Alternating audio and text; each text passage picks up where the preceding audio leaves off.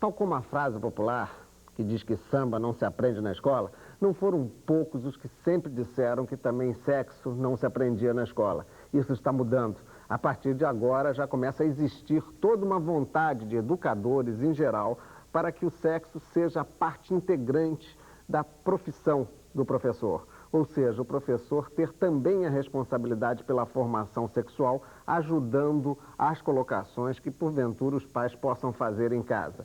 Esse aspecto, como conduzir ou que tipo de educação sexual fazer nas escolas, é o tema do nosso Tome Ciência de hoje, que inaugura também uma nova fase, que é a emissão pela Rádio Universitária da Universidade Federal de Goiás. Ou seja, a partir de agora, nossa voz estará também no rádio. Então, eu vou começar a apresentar para vocês as pessoas que vão participar do debate de hoje. Inicialmente, o Marcos Ribeiro, que ele é professor do Instituto São João Batista, uma escola que já tem algum tempo a questão da educação sexual no currículo. Ao lado dele, aqui à minha esquerda ainda, a Inês Ribeiro, que é psicanalista de crianças e certamente vai poder contribuir com a gente nesse debate. Apresento a vocês também o Nilo Sérgio dos Santos, que é do Programa de Educação Sexual nas Escolas da Secretaria de Educação, que tem tentado agora implementar de uma maneira mais constante, mais coerente esse programa para que as escolas públicas passem a ter a educação sexual. E, por fim, a Luísa Miriam Martins, que é pedagoga e diretora do Sindicato dos Professores aqui do Rio de Janeiro. E eu começaria por você, Luísa, lhe fazendo a seguinte pergunta: como que o Sindicato dos Professores está atuando nesse sentido? O Sindicato dos Professores participou de um congresso internacional de educação de prevenção à AIDS, né, na Unesco em Paris. E a partir daí nós nos comprometemos de fazer alguma coisa no sentido dessas informações do tipo educação sexual, sexualidade e informação específica de prevenção à AIDS, chegar até as escolas, chegar até a juventude que já está organizada nas escolas. Na medida que todos os programas existentes até hoje, que são muito poucos no Brasil, são feitos para grupos, outros tipos de grupos, e não aquele jovem que está na escola. Então nós montamos um projeto que não seria uma proposta de se inserir no currículo mais uma disciplina, como o Nilo colocou, não é bem esse o nosso projeto. Seria um projeto de, a partir da formação do professor e da reciclagem, do aperfeiçoamento, que chegue a mãos deles instrumentos, né, de trabalho, instrumentos de reflexão, instrumentos de sensibilização, para que os professores consigam realmente tratar bem essa questão, não só da sexualidade, da educação sexual e da educação de prevenção à AIDS. Seria mais digamos, um projeto do que um programa de atuação constante? Um projeto do que um programa, porque nós entendemos que uma das questões centrais hoje, né, do caos da educação brasileira é a formação do professor. E não adianta, consideramos que não adianta inserir no currículo mais várias disciplinas, educação sexual, educação ecológica, educação de prevenção à AIDS, porque nós vamos inchar o currículo e os professores continuam mal formados. Então, se nós, entre outras coisas, né, interferirmos nessa formação, colocando para o professor essa questão, discutindo, trabalhando, estudando e informando, né, nós achamos que os professores, como ele disse, não só os de ciência e biologia, porque a princípio eles pensam que esse projeto é professor de ciência e biologia, mas não é. O projeto é para professores de qualquer grau, particularmente primeiro e segundo, né, para que ele participe, né, normalmente no cotidiano da escola, em qualquer matéria, ou seja, dessa questão. Que tem aquele lato senso, né, o sentido amplo da função de professor, é capaz de se relacionar com o jovem, apondo novos conhecimentos, mesmo que seja um professor de matemática, por exemplo. Exatamente. Né? Bem, mas existe aqui com a gente, o Marcos Ribeiro, já tem um trabalho implantado, que ele vem exercendo, 1 ano e meio, né, Marcos? 1 ano e meio, de uma visão, de uma disciplina curricular. Como é que funciona lá a experiência de vocês nesse colégio lá do MEC? O Instituto São João Batista é uma escola particular que a gente tem, da 5ª série até a 3ª série do 2º grau, aulas que eu não diria de educação sexual, eu diria de orientação sexual.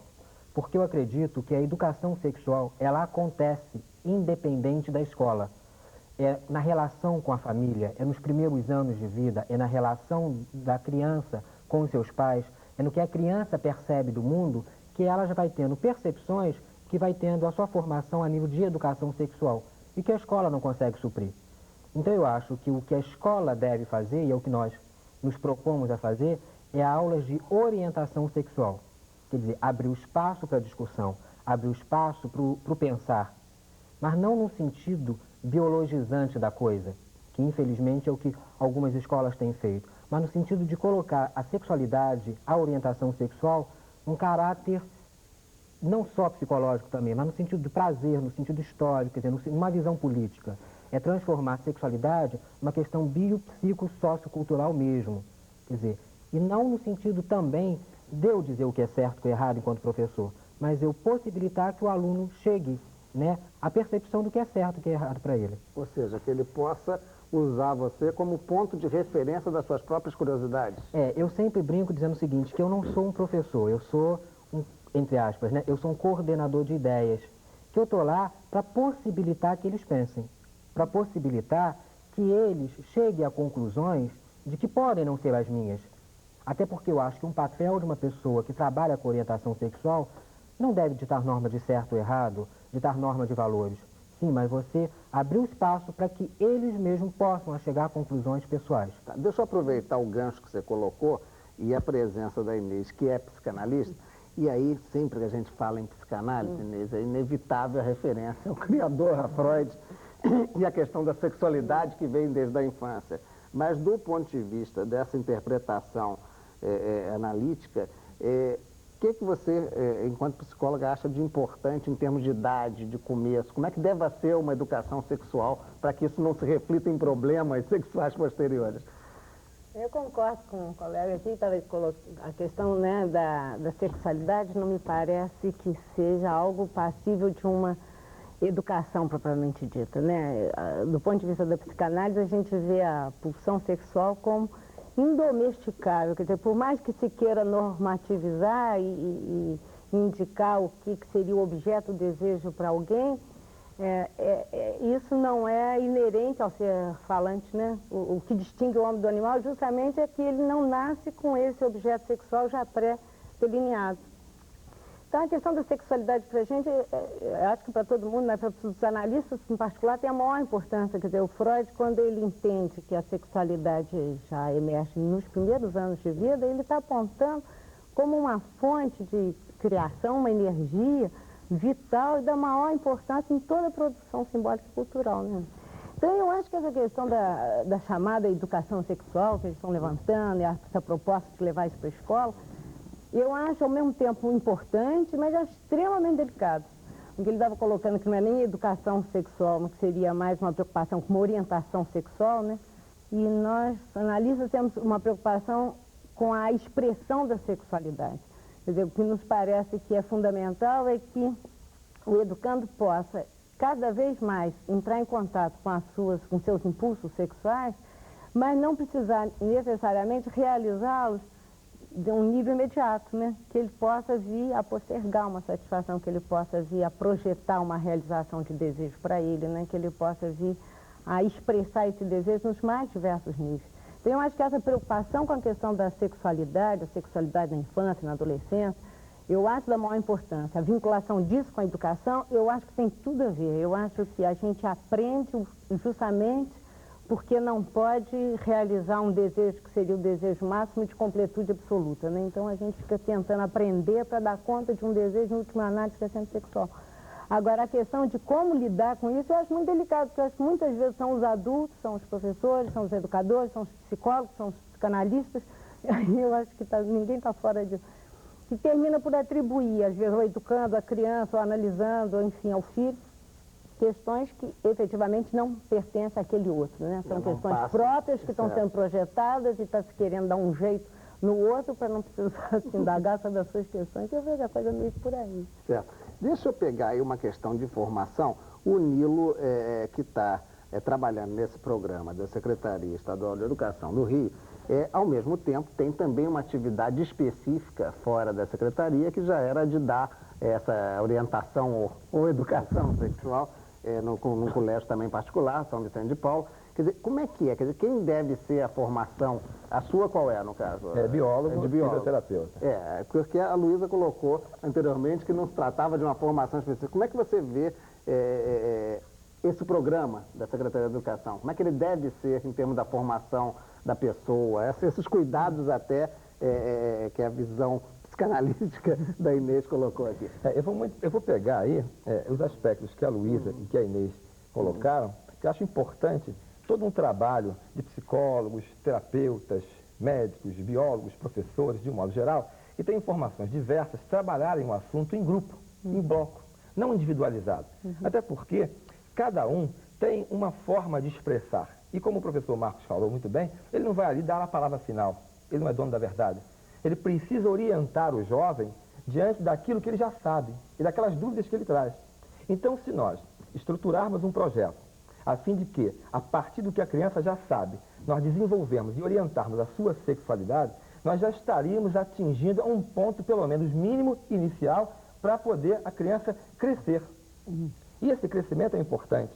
E nós, no São Vicente de Paulo, nós começamos a trabalhar no 2º grau o curso de IS, que é um curso específico, onde não só a sexualidade é vista, mas também a filosofia, a religião, artes plásticas, e dentre esses, a introdução à sexualidade. Ela começa na 1ª série e vai até a 2ª série. O aluno tem a liberdade de escolher o curso que quer e faz esse curso em cada semestre dos 2 anos que ele tem nas 2 primeiras séries. O curso tem atingido seu objetivo porque ele traz desses jovens as ânsias que eles já trazem lá da infância e que nós precisamos recomeçar esse trabalho, começando pela infância, como o professor Marcos Zago faz lá no Colégio São João Batista, no João Batista. É importante, então, ver que o projeto tem que ser trabalhado num todo, não só entre os professores, mas também com profissionais de outras áreas, trazendo a família à escola até para debater mais o processo, porque a família que outrora tinha o direito e até o dever de educar os filhos, hoje ela já está com grandes dificuldades pelos afazeres diversos que nós temos aí, os atributos da sociedade. Então ela está deixando para que a escola eduque. E o professor, que já está assoberbado, não tem uma grande estrutura até para isso. Ele precisa receber um grande apoio. E a família, como a sociedade no todo, deve orientar. Porque se a criança não for muito bem embasada ainda lá embaixo, ela vai ter sérios problemas lá em cima, quando chegar à sua adolescência. Agora, você colocou embutido um problema suplementar, que é o problema do professor, mesmo com essa gama, né, ou interdisciplinaridade colocada a questão da orientação sexual, quer dizer, como adaptar esse professor, ou como esse professor, como levantou a Inês, não traria os seus próprios problemas e despejaria, digamos, um preconceito quanto à homossexualidade, ou coisas do gênero, não acabaria despejando no aluno. Como é que você vê essa possibilidade, Luísa, de armar um pouco a cabeça do professor com toda a dificuldade que ele tem, de salário pequeno, de dificuldade de tempo? Como é que seria isso? Veja bem, sempre que se coloca a possibilidade da introdução da educação sexual nas escolas, inclusive como disciplina, uma das colocações contrárias é de que não haveria professor para dar essa matéria.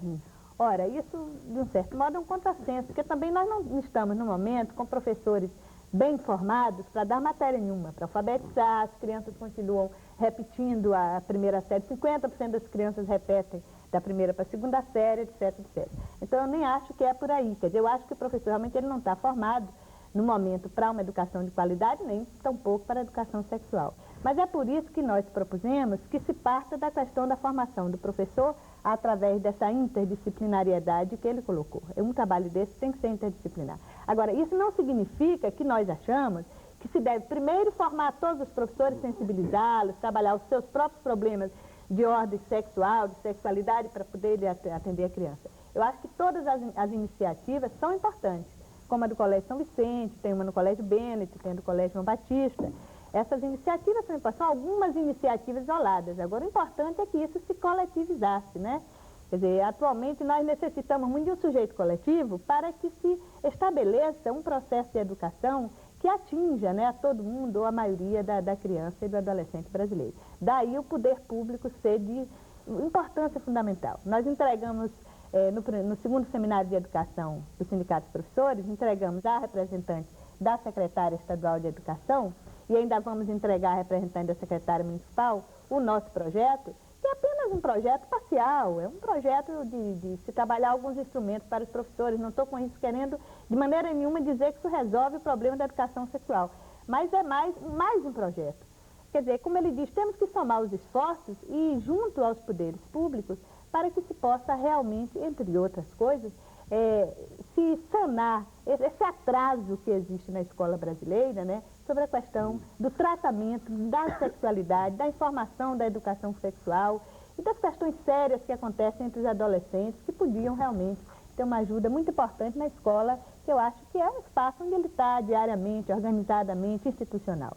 Para a gente analisar do ponto de vista do adolescente, é óbvio que, de qualquer maneira, a função do professor acaba sendo referencial, né? O Marcos colocava essa visão, orientação, procuro abrir para que não tenha a minha opinião. Mas não há nessa relação sua, em sala de aula, um pouco do teste? Quer dizer, vamos colocar para ele aí o negócio do homossexualismo para ver se ele é contra ou a favor. Quer dizer, como é que vocês conseguem lidar com isso, ou como deveria ser a função do orientador perante um tema que não só atrai bastante atenção, como às vezes é bastante delicado, não? Você coloca um tema que é o tema que dá mais debate nas salas de aulas e não só na escola em específico. Quer dizer, fora isso, eu trabalho com consultoria com educação sexual e viajo o Brasil todo. E de todos os temas apresentados, a homossexualidade é a questão assim que mais suscita questionamentos, né? Não só pelos adolescentes, como principalmente pelos adultos.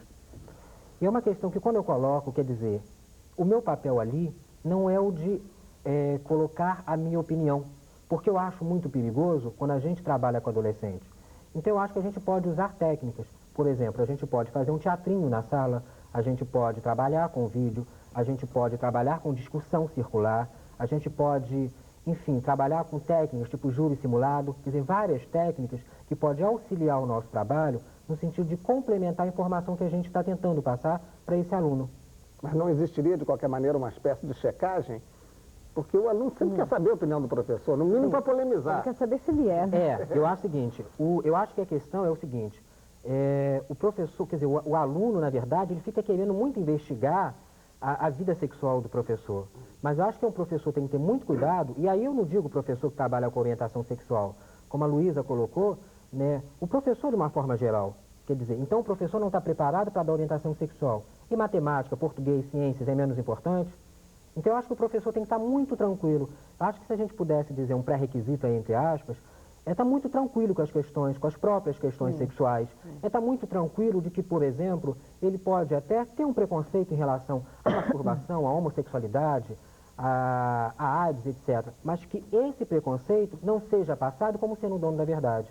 Então eu acho que o fundamental, quer dizer, o professor que eu acho que deveria ser um professor importante para trabalhar com essas questões, como o Nilo colocou, como a Luísa colocou, não vejo como professor de ciências ou de história de português. Até, na verdade, o professor mais indicado é o professor que no corredor já está passando as informações para os alunos, é aquele professor que ouve os alunos, que de repente tira um pouco da aula de história para abordar essas questões. Eu acho que esse professor seria o professor ideal. Agora, é fundamental que ele esteja tranquilo com a sexualidade dele, que ele perceba a sexualidade como alguma coisa prazerosa, como alguma coisa saudável, como alguma coisa que faz parte do crescimento de todos nós. Agora, só uma questão que eu acho muito perigosa, é que eu acho muito perigoso o que está acontecendo hoje em dia, que a educação sexual está entrando, ou a orientação sexual está entrando, via AIDS. E eu acho que é muito perigoso, porque hoje em dia, quando se fala de aula de orientação ou de educação sexual, quando se fala de trabalhos nessa área, se reduz a método contraceptivos e DST-AIDS. Quer dizer, mais uma vez a sexualidade volta a ser uma doença sexualmente transmissível. O caminho para o prazer... Como era a orientação do passado. Exatamente. Né? Filho, olha, tem aqui esse preservativo, toma cuidado com essas mulheres, para isso no caso masculino. Exato. Quer dizer, a preocupação é que o filho não pegue, né, uma DST, uma AIDS agora hoje em dia, e que a filha não fique grávida. Quer dizer, então a gente tem que estar muito tranquilo com isso, de não, mais uma vez eu digo, de não biologizar a sexualidade. Certo. A Luísa queria já interferir em relação a isso. Eu queria colocar o seguinte, você não acha que é importante, pelo menos aproveitarmos essa oportunidade, já que a informação de prevenção é AIDS, é realmente uma informação muito importante de ser dada nesse momento, né, que está sendo solicitada aí mundialmente. Então, pelo menos, existe a barreira da falta de educação sexual, as barreiras morais todas, nós ouvimos depoimentos de todos os países sobre isso. Então, pelo menos que se aproveite essa oportunidade, né, para então se introduzir uma proposta de trabalhar a sexualidade, né, também, como é que você está colocando. Quer dizer, se nós soubermos aproveitar essa brecha, quem sabe nós conseguimos abrir mais espaço para trabalhar a sexualidade na escola, sim, de uma maneira correta, que sensibilize, que veja a questão humana, né, a questão psicanalítica, como a Inês colocou. Se a gente conseguir, eu acho que é uma boa oportunidade. Mas eu concordo, Luiz, mas eu concordo o que ele está chamando a atenção, porque eu acho que realmente tem que se tomar um cuidado muito grande, porque você vê, é verdade, não vou diminuir, porque a gente tem que aproveitar as brechas, né? Quer dizer, a brecha é AIDS, então via AIDS vai se falar uma série de coisas. Mas, ao mesmo tempo, essa questão de se associar a sexualidade com a AIDS e castigo, Pecado, eu acho muito grave, eu acho muito séria. Quer dizer, eu acho que é como se a cultura tivesse muito medo do desejo. Então, a cada vez que ele aparece de alguma forma, se encontra sempre um pretexto para dizer, olha, o sexo é perigoso. Não fica determinadas práticas sexuais sem determinados cuidados, corte o risco da AIDS. Porque se fosse uma questão objetiva da AIDS, poxa, se faria uma divulgação de uma série de outros fatores que também são letais. Né? Quer dizer, eu não sou nada... Claro, acho a maior importância que se fale abertamente sobre os riscos do sexo sem cuidado. Mas não se associar a AIDS como um castigo àqueles que quiseram buscar uma série de encontros sexuais nos mais diversos níveis. Nisso eu concordo Inês, plenamente e se com a o que gente for você está pensar falando. bem, historicamente falando, no final do século passado, na época vitoriana, associava-se masturbação e tuberculose. Hoje em dia, quase um século depois, associa-se homossexualidade e AIDS. Castigo. Sabe, está sempre a coisa do castigo, do pecado, quer dizer, está pagando pelo que fez. Então, acho que a gente tem que tomar muito cuidado com isso, para a gente não voltar à época Como vitoriana. se fosse um desviante. Isso a gente insiste nessa questão da homossexualidade, do ponto de vista da psicanálise, que é onde a coisa mais aparece, que para a gente a homossexualidade não são as práticas homocorporais. Quer dizer, o amor entre dois homens, o amor entre duas mulheres, pode ser mais heterossexual, com muito mais reconhecimento de diferença do outro, do que o amor entre um homem e uma mulher. Muitas vezes a relação entre um homem e uma mulher num casamento, numa família, é uma relação absolutamente homossexual. São dois homens, um que tem um maior e o outro que tem o outro menor. É uma relação de dominação, de superioridade, né? Que faz uma relação de domínio, onde um está por cima e o outro, um é superior, o outro é inferior. E é onde não há reconhecimento de diferença, medição de força, Inês, eu acho que é que não há reconhecimento de alteridade. Às vezes uma relação entre dois homens e duas mulheres é uma relação belíssima do ponto de vista da criação, do amor, do respeito. Mas eu acho que essa questão do sentimento, infelizmente, não é muito levada em conta, porque a nossa cultura também, e principalmente a sexualidade masculina, reduz a sexualidade à existência de um pênis e uma vagina, ou seja, há uma genitalização da sexualidade, como se a coisa corpórea, a coisa do sentimento, quer dizer, a coisa da sexualidade enquanto um todo, fica reduzida a uma troca genital. O Nilo está querendo também dar... Eu vejo que é importante esse debate que está sendo feito aí, porque foi colocado aí amor e sexo. É preciso dar de início logo uma diferença sobre amor e sexo. Não confundir as coisas. E eu tenho tido a oportunidade de presenciar muito isso, porque há 19 anos eu faço palestras sobre educação sexual em todo o estado, em escolas, universidades, hospitais. E eu vejo que as grandes dúvidas, elas não surgem apenas por causa da AIDS. A AIDS nós temos aí uma década apenas que ela está ativa na sociedade. Mas eu vejo que as grandes dúvidas que a adolescência, não só ela, mas os adultos também trazem consigo, é a questão da menstruação, a questão dos dias férteis da mulher, a questão da masturbação, se ela realmente prejudica o homem ou não, ou se vai deixá-lo infértil, a virgindade. É o grande medo. Então, eu acho que as dúvidas, as perguntas mais frequentes que eu vejo em minhas palestras, até mesmo em sala de aula, são em relação a esses aspectos. E é preciso, então, que nós possamos orientar melhor esses jovens lá embaixo, a fim de que quando tenham 17, 18 anos, já saibam, mais ou menos, definir o que é a fertilidade e o período fértil, tanto para rapaz como para moça. É importante que ambos tenham conhecimento, até para que a prática sexual seja um pouco mais livre, mais tranquila, mais gostosa, mais amorosa, porque nós não podemos confundir o sexo com o amor. Bem, infelizmente, o tempo já estoura e nós não podemos continuar com um debate que estava nos parecendo bastante interessante.